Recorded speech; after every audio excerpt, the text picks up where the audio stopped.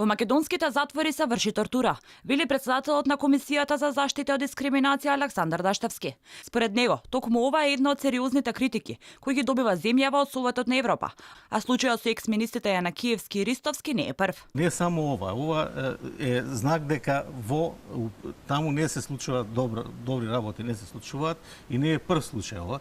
Имавме ние слики, не знам дали некој реагираше, ние како комисија реагиравме, кај што видевме дека ово е претепане јанеченто со огромни модрици, со све наводно нападнат од затворските чувари, меѓутоа не знам дали се води постапка за тоа дело, а треба да се води. Ние знаеме дека таму се лоши условите и се случува сешто, меѓутоа тоа што ќе излезе на површина мора да се расветли.